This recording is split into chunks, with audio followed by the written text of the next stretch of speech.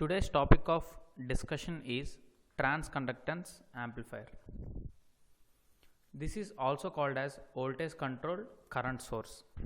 By the end of this lecture, you will learn what is transconductance amplifier, how should be the values of input and output resistance, what should be the value of series resistance, what is input biasing technique, what is output biasing technique, and equivalent circuit diagram representation of transconductance amplifier. Now, if you know voltage amplifier and current amplifier, then the subsequent topics, that is transconductance amplifier and trans resistance amplifier, will be very easy. Now let's get started without wasting time. So this is the equivalent circuit diagram representation of transconductance amplifier. Transconductance amplifier. Now you can look here. The output is current and the input is voltage. So output is in the form of current and input is in the form of voltage, hence it is called as transconductance amplifier. Here you can see this is the input voltage and here this is voltage dependent current source. Voltage dependent current source, hence it is called as voltage controlled current source.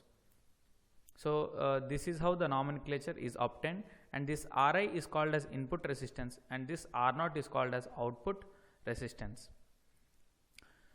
Now if you look here, the input biasing technique will be Thevenin's because it is voltage, and as it is current at the output biasing technique will be Norton's equivalent.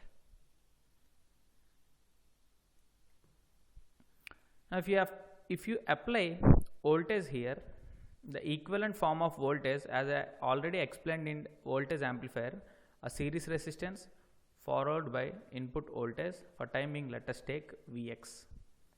So you can connect here, and here you will connect some load RL. For time being, let us say some speakers. Now our motive is to get this entire voltage here, that is Vi is approximately equal to Vx. This is first motive, and this entire current should flow through the load, that is through the speakers. Now the things that we can control is this input resistance, because the series resistance is a gift for us along with the source. So we cannot limit on series resistance. The only thing we can control at input and we can control only Rin. So this is the thing that we can control. At output end, we cannot disturb the load resistance, because if you connect the speaker, then the impedance of the speaker will remain fixed. So the only thing that we can control at output we can control only R0. So that's why what should be the value of Rin and what should be the value of R0 is the primary and important question that one should know in each type of amplifiers. Now if you apply voltage division rule, VDR, at input, Vi equal to Vx into Ri by Ri plus Rs. If Rs is very low, then Vi equal to Vs, but we cannot control Rs, right? Let me write it. If Rs is approximately equal to 0, then Ri and Ri will get cancelled and you will get Vi equal to Vx. But this is not possible. Why? Because we cannot control Rs. So the other thing is, if Ri or Rin is much greater than Rs, so if we can design our amplifier in such a way that the input resistance is much greater than the series resistance, then here you can neglect Rs, you can neglect this. Again Ri will get cancelled, so you will get Vi approximately equal to Vx. So in this manner we can achieve.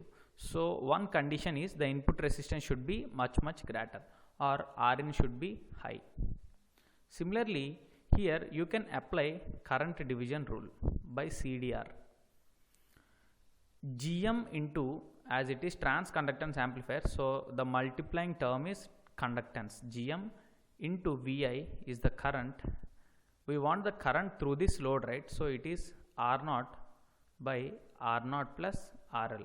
You can refer to my earlier videos based on VDR and CDR to get clear and direct understanding on this. So I naught equal to this term.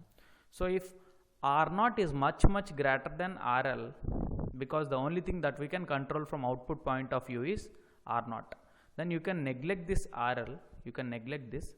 R naught and R naught will get cancelled, so you will get I naught approximately equal to GMVI. So these are the conditions for transconductance amplifier. So let me write this. Conditions is Rin should be high, R naught also should be high. See, R naught also should be much greater than RL. So these are the two conditions for transconductance amplifier. So now the series resistance should be very low, because the drop across this, if this is RS and here my Rin, the drop across this, if I connect some voltage, this is series resistance of voltage, so the drop should be ideally equal to 0, so that entire voltage will be seen across this Rin. So series resistance also should be low. So now let's get back to the questions. Now you can explain what is transconductance amplifier and the values of input and output resistance. So both should be high, ideally equal to infinite. The value of series resistance which should be low, and the input biasing principle is Thevenin's and the output biasing principle will be Norton's, and I have explained about the equivalent circuit diagram. So that's all for this video. In the next video I am going to explain the only leftover amplifier, that is trans resistance amplifier. Thank you for watching. Please like, share and subscribe for more videos.